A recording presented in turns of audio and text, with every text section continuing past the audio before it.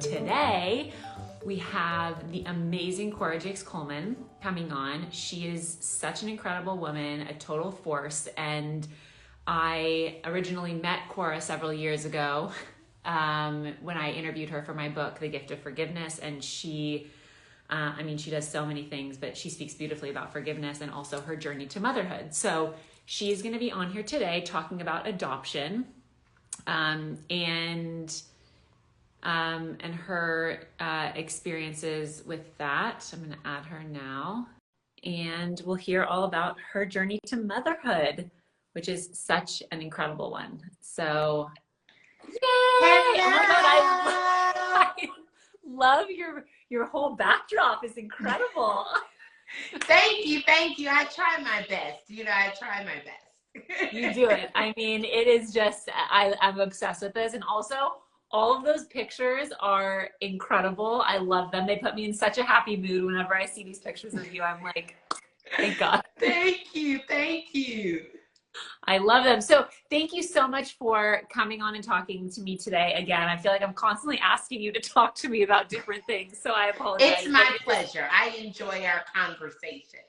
Oh, good. Thank you. Well, you're just so amazing the way you talk about so many different topics. I mean, I was just saying that you spoke beautifully about forgiveness when you and I chatted for my book and a couple of other times as well. But the conversation that we had around forgiveness also touched on your adoption journey. And this week leading up to Mother's Day, we're talking about all different journeys to motherhood, whether it's surrogacy that we talked about yesterday, if it's IVF, if it's a traditional way, or if it's through adoption. And so I wanted to talk to you all about your adoption journey, just to kind of get, a better understanding of it for myself and also for other people who might be in a similar situation that you were in, and just to hear more about that journey for you.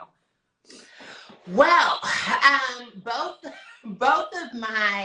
well, before I begin, thank you for having me. I love this whole vibe and movement that you're doing for just the conversation around motherhood and the different ways of mothering, because it gives me an opportunity to kind of jump in the boat. And I enjoy out of all of the hats, and I wear many, out of all of the hats that I wear, my motherhood hat is my favorite one. It's my favorite one to wear. And so I think both of my babies are chosen. They're chosen by God. I tell people I didn't birth them, but I delivered them. My daughter, she came by way of fostering to adopt, and my son was a little bit of a wrestle. He kind of went through an open adoption situation, and then things kind of switched up on us midway through, and it became a closed adoption. And so both of them are adopted. I was diagnosed with polycystic ovarian syndrome at 22 years old, and it's a condition whereby you develop cysts on your ovaries, and it can cause you to not ovulate regularly. It can cause infertility. It can cause you to have very long periods or no periods at all. And so at 22, newly engaged, kind of figured I would get married and kind of have the honeymoon baby. I just, had the whole idea it was going to be a really great story, and things did not turn out nearly the way that I thought they were going to. And so my husband and my now husband at the time, he was my fiance. I called our engagement off because I felt very ill-equipped to give him what I felt he deserved. And I felt like the only way to be a mother was if you birthed. And so I had to deal with the grieving process, kind of grieving the idea of what I thought motherhood was going to be for me. and then opening my heart up to a new idea and a new opportunity that really stretched me and gave me an opportunity to see that motherhood was so much more than just birthing. It was so much more than pregnancy, but it was about what we were able to build, nurture, and nourish consistently. And so I think that motherhood requires a consistency and a challenge that whether you push them out or whether you push them through, you understand the challenges of motherhood. You understand the consistency. You understand the sacrifice. I know that, or knew, I would fight for the children that I birthed. I did not know that I would have to fight for children that I was going to adopt. And so you think that it's an easier route. Adoption is just an easier thing to do, but it was a long, drawn out task. There was a lot of scrutiny and examination. It was a lot of invasion of privacy and home studies and all of the things. But I say to this day, I would do it all over again. I really do believe that we hit the jackpot. Like, my daughter is the light of this house. She's a tom girl. I call her a tom girl, not a tomboy. It's a whole situation. She's my tom girl, but she's a sweetheart. She loves to pray. She loves to watch anime. That's her thing. Anime is her thing. And then my son he's the prince, and he knows it. He knows he can get away with highway murder. He knows it. He knows that he's wrapped around my finger. It has been an amazing journey. I got to cut my son's umbilical cord. So I've literally had him from day one. So everything that he is a reaction in response to what we've poured into him from day one. And my daughter, we got her at 3, and she's 13 now. She's 13. It's, wow. Woo! It's been a good solid month, and I'm still struggling. I'm still, woo! I have a teenager, a whole teenager. I know. Tough, man. That's crazy. Well, that's such I mean, I love this idea of you saying that you didn't birth them, but you delivered them. It's such a beautiful way of talking about motherhood from the perspective of, you know, having adopted both of your children. And I love the terms that you use there, because it is so true. It doesn't matter if you birthed these children. It is all about mothering and consistency and showing up and you know, delivering everything that you've learned in your life into these children. So it's such an incredible way of looking at it. Did you always know that fostering to adopt was the way that you wanted to go from being diagnosed with PCOS? No.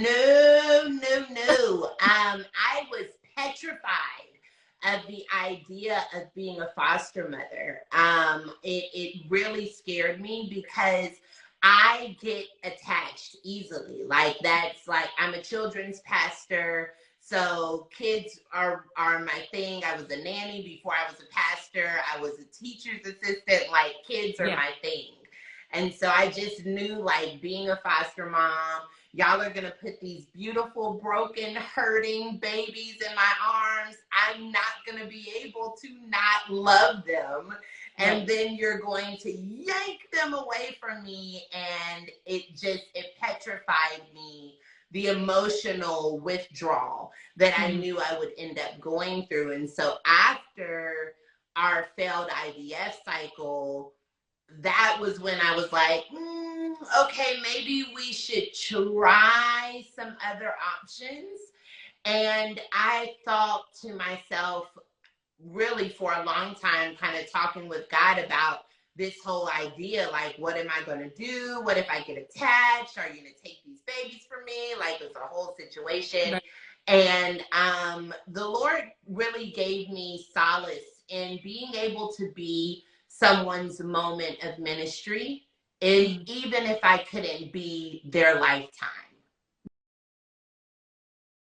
So it turned into this opportunity where I got to love on these beautiful broken babies, pray over them, cover them, read to them, teach them, nurture them, and then send them back to their biological parents as a form of ministry. So I was a stop along their journey. I was a moment along their journey. And instead of being a moment that ended in misery and sadness, I decided to take each moment, each child, and really use it as a ministry opportunity, even if I didn't get to keep them for a lifetime.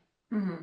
And what was that experience like for you with adopting your daughter? I mean, you were fostering with the option of adopting, but you had the experience of fostering kids before and being able to give them back to their biological parents, and then your daughter came around and that was different. Well, actually, Amari, that's why I said we hit the jackpot. Amari was our very first foster child. She was the first one she was the first baby that came into our home. We thought like we were not going to be able to keep her. She was just coming for respite care with the option of permanent placement. And she came in, and immediately she ran up, jumped into my arms, said, "Hey, my parents are here. My mom and daddy are here. Bye." And her caseworker was like, "What?" She was like, "My mom and dad are here. Bye." And we got in the car, and I said, "I'm going to my mom's house." And she said, "Yeah, that's Granny. We're going to Granny's house."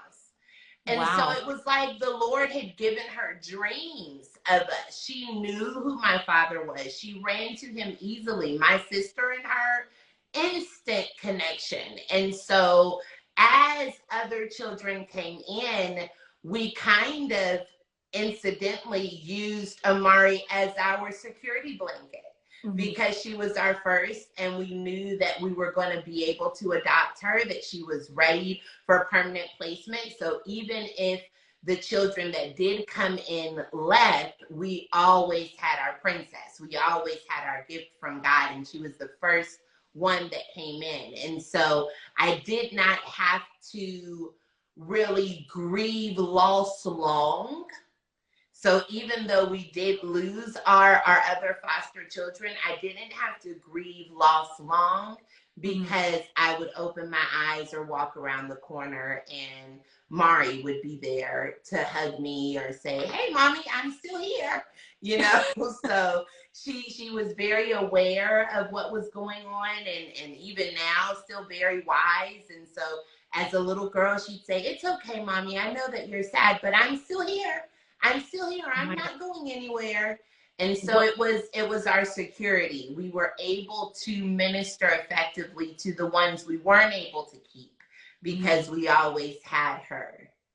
So what was the process of, just for people who don't know necessarily a lot about the adoption process or the fostering process? We were talking yesterday to Jamie Kern-Lima, who also talked a little bit about thinking about going down the route of adoption and just being so overwhelmed by the amount of time that it took to adopt. It is such a long process. I think some people think like, oh, that's such an easy and fast thing, and people are waiting for years and years and years, and she's been waiting for 10 years. She has 2 kids now via surrogate, but it's, people wait a really long time to adopt children. And so I'd love to hear a little bit about, you've of course fostered children, and you fostered your daughter and were able to adopt her, but what was that process like of starting with fostering and then making the official decision to adopt her? It's a lot of paperwork. It's a lot of paperwork and a lot of visits. So for that first year, and of course this was 10 years ago, so hopefully, things have changed a little bit since then. But I know that at the time, 10 years ago, there was over 400,000 kids in the system, just here in Texas. And so it was a lot of paperwork. She came in, like I said, on respite care. So what that is they kind of stay with you for 2 weeks while the case manager and lawyers and CPS are all deciding whether your home will be a home that they can stay in permanently. And so they were looking for a permanent place for her. And so they look for homes that like are really interested in adoption, really want to keep the child for a long time. And every single month for a year, the caseworkers check in on you. The lawyers check in. They have private interviews. They can go up to the school and interview your child without you even knowing. They can pop up at doctor's appointments without you not knowing. It's every single month for a good long year. And after that year, then you can decide, okay, we're going to go through the adoption process, and then it's more paperwork. So you've got to go through Social Security. Did they have a Social Security number? Do you have the original Social Security number? Are the parents still fighting for the child? And so it's a whole legal 6 months of paperwork and jargon and finding people that don't want her. I thought that was like the craziest thing, that she's been in foster care for 4 years. Going into adoption, they have to then find someone that does not want her, that hasn't been trying to get her. And I'm like, she's been here for 4 years. Yeah. That's crazy. So it was a long, drawn out process with lawyers and everything, but the reward, because of course that doesn't make you want to jump into adoption, you know. So let me give you the reward. The reward is she can go to any local college for free. All of her medical care until she is 25 is taken care of. Everything that she needs financially, summer schools, anything financially, she gets a monthly allowance until she is 18 years old. And you can put all of that towards, like I said, her college. You can put it towards a car, whatever you want to do. So there is that side, and there is, or was before at the time, a tax adoption. So if you did go through adoption, they would give you a $10,000 reward back, just based off of all of the paperwork and all of the expenses that go into adoption. Because even in fostering to adopt, there are expenses. Yeah, of and course. So you don't get away from having to pay. You don't get away from having to pay. So those were like the highlights. I love that she'll be able to go to school completely free, scholarship, not have to worry about that. I love that we can start her college fund with the allowance that she gets monthly, even after adoption. She still gets that. And so she is blessed, and we don't have the sad stories. You know, some people have sad stories with foster children who have experienced a lot of trauma. And it can be difficult to get through that trauma, but to God be the glory. Like I said, we hit the jackpot, and we tell Maury that all the time. Like, she knows we hit the jackpot with her. We couldn't have gotten better. Can you talk a little bit about the emotional part of adopting your daughter and your son? I mean, there's an uncertainty level, especially when you're going through all of the paperwork, and then that time period where, you know, there are people checking in, which sounds just so invasive to have these check-ins and just have that be a part of your life, or something that you have to think about when trying to have a family and trying to have a kid, and you were clear that you wanted to become a mother. And so having this be a part of your journey to motherhood sounds like it would be an emotionally draining and emotionally exhausting one. And you know, I know, and everybody who knows you knows that faith is such a huge part of your life and your family's life. But what kind of helped you push through that and not just be like, this is too much for me, and just kind of kept going? Friends. It is very emotional, because you have to develop that bond. Like I said, with my son, it was easier because we had him from day one. With Amari, she had memories. She had other families. We were her fifth home that she would be going into. And all of those other parents said they were going to adopt her as well. So we were up against this little girl who wanted a family, who had kept getting manipulated by other people who said they wanted her, but then would kick her out. And so it was very emotional trying to develop that bond in the beginning with her. And I can just very transparent, I can tell you, I used to call my sister and cry to her, feeling like Amari didn't love me, because it was difficult just trying to develop that bond. Even though she was calling me mommy, even though she seemed present, she wasn't present. And so I would call my sister, and I have another fertility sister, Jada. They walked me through the whole process from an emotional standpoint, because I would be like, I don't think she loves me. I don't know what to do. Like, I'm cooking and I'm reading stories, but I don't think she loves me. Should I not have her? Should I not keep her? Because I don't want her to not be happy. And you go through like this up and down, like, moment and experience. And it took time, because I had to teach her. She didn't know how to read. She didn't know how to write. She didn't know how to sing her ABCs. And you also go through this thing of foster children feeling like they have to perform for you. Right. So whenever she didn't get something right, she would burst into tears. So we were both crying about separate things. She was crying because she thought she wasn't good enough for me. I was crying because I thought I wasn't good enough for her. Right. And so one day we sat and we had a conversation in the closet. I collect baby dolls. Since I was a little girl, I've collected baby dolls. And we were sitting in the closet. I had called my sister a little earlier that day, like, I don't know what's going on here. And my sister's like, just give it time, take time, breathe through it. It's going to be fine. So I'm sitting in the closet. I'm showing her this doll that I got made, custom made from London. And I wanted to name my first daughter Amari. So I got this doll made from London, and the doll's name was Amari. She looks just like me when I was a baby, only she has green eyes and she's a little lighter to help my husband's side.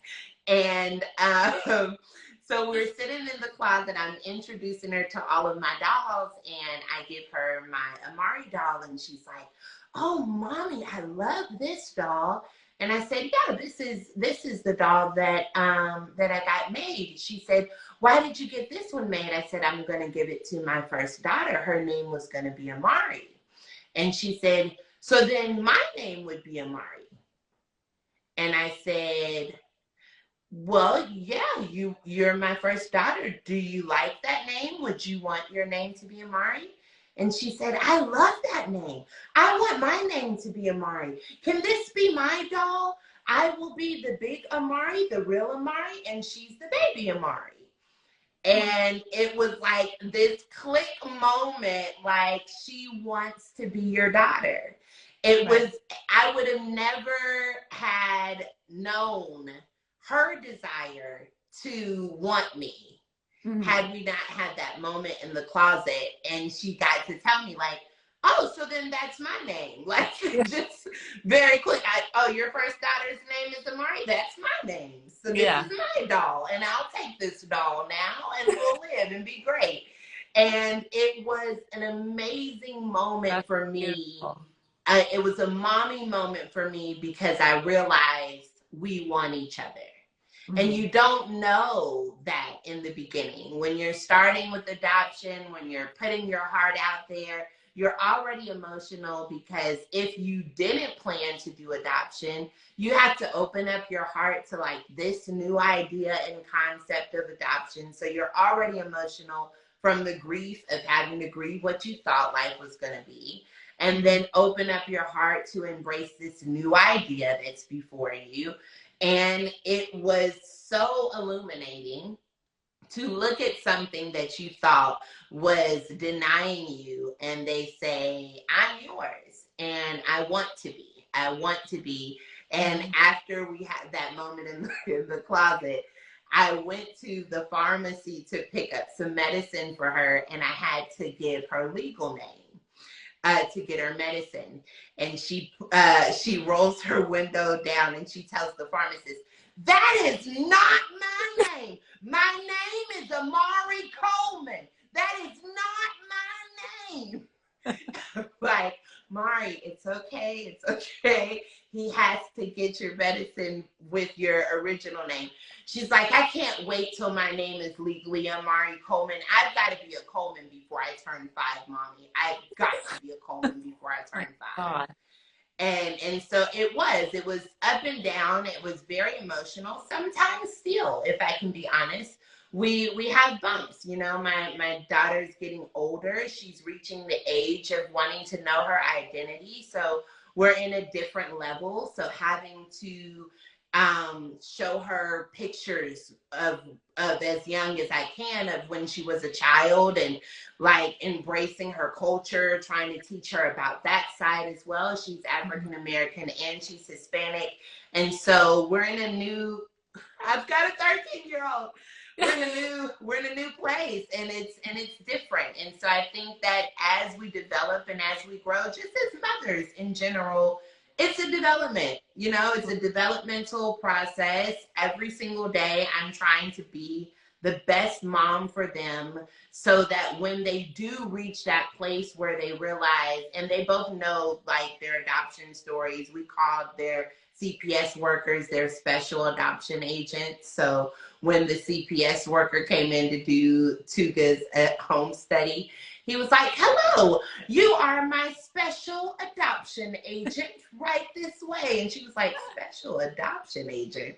And so they know their adoption stories, but I want them to be so solid in who they are in us that they do not feel a major loss or emptiness from what they weren't able to get.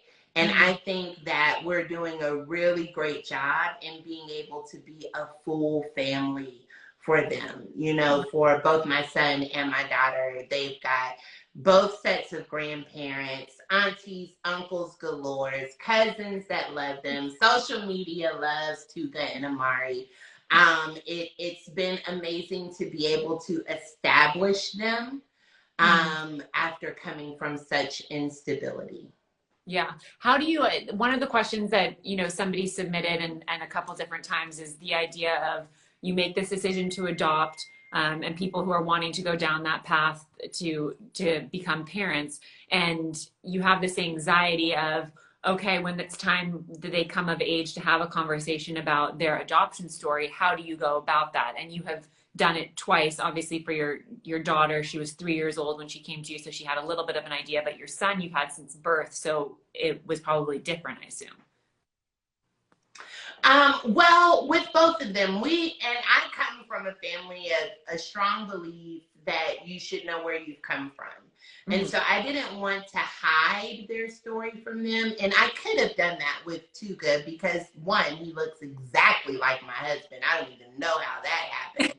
But with Amari, like I said, she kind of had memories, she had stories. And so when we talked to her about adopting her, we asked her if she wanted to be adopted, if she would like to be a Coleman permanently and not go anywhere else and live with us for the rest of her life. We allowed her to make that decision. Right. And she said yes. And then we talked to her about her journey and ours, because we were both taking a journey to each other, and that's how we explained it to her. And sometimes along our journey we got hurt and weren't expecting it getting to her, and sometimes along her journey to us she got hurt and wasn't expecting it. They both know that their biological mothers loved them, but they did not have the capacity to sustain the success of that love. And that's what I kind of implement into Amari for sure. They called them their belly moms. So that is all that they were for them, is they were my belly mom. I was in their belly. Did you come up with that? And where did it come from? Belly mom. I just, they wanted a name. They wanted a That's great. name, I and love that. so I just thought, well, y'all were in their belly, so let's call them your belly moms. Great. Because I didn't want to do bio mom. I wanted Yeah. it to, especially at the time when Tuga was a baby, we were getting along. Mhm. His bio mom and I were getting along quite well up until he Yeah. turned 3. That's when things shifted. And so I didn't want the bio mom situation. So he would call her belly mom or Mimi. And Amari never had to really worry about that. But when she brings her up, she says the same. She uses the same terms. I don't want them to feel ashamed. And I don't want to perpetuate a shame. And I Mhm. feel like when you hide where they've come from, it's a level of feeling shame. And I Mhm. didn't want to feel ashamed about adoption, and I didn't want them to feel ashamed about being adopted. I wanted them to see it as a gift Mhm. because they were a gift Yeah. for us. And so that's what we made it. We surrounded it around this amazing gift that was coming. So there were agents that had to come and check the house. There were Secret Service people that had to come and make sure that they were being served correctly. And there were so many different things that we just kind of wrapped around this huge, amazing gift that they were getting to become for us and that we were getting to become for them. And every time they ask questions, we just answer them. They know that we are the best and we are being the best that we Mhm. could be for them. And my daughter says it all the time when she shares her story.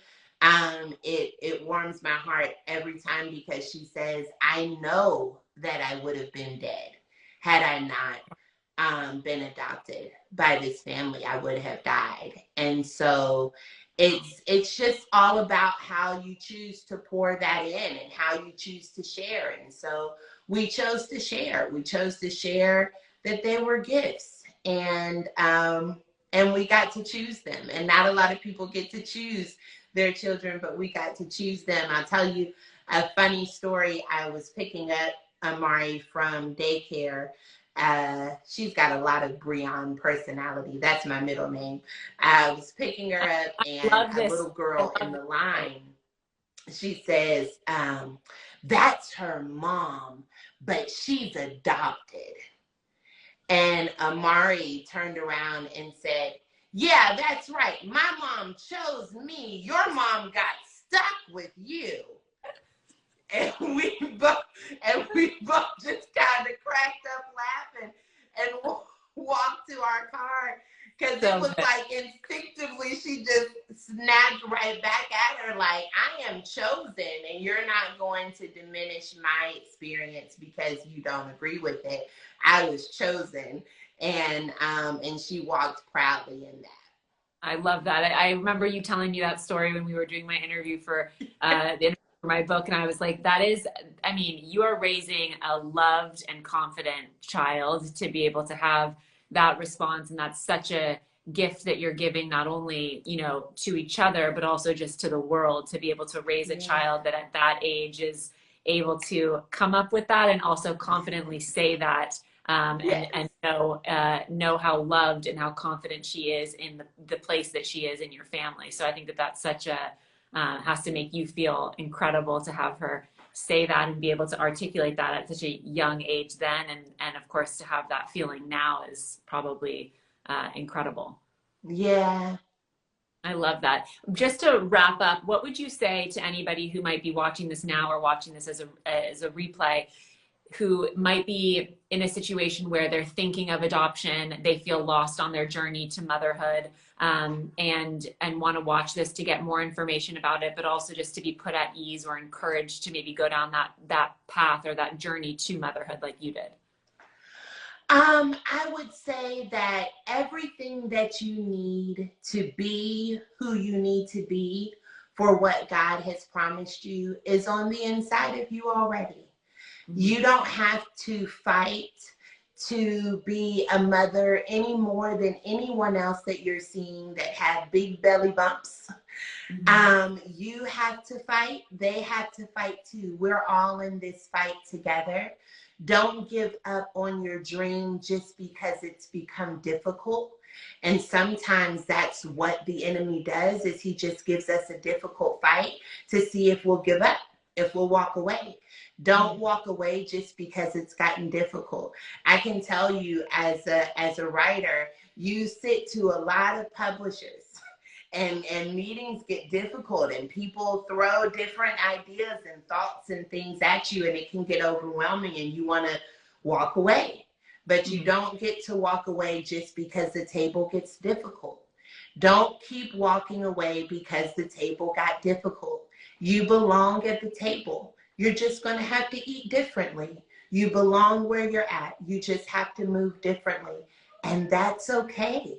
Give yourself permission to be uniquely prepared and considered to produce a miracle.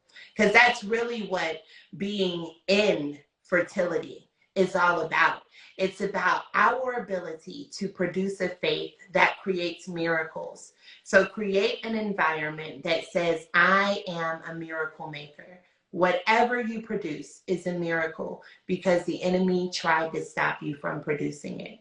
So keep on moving, keep on pushing, and know that you're not fighting alone. I am fighting with you.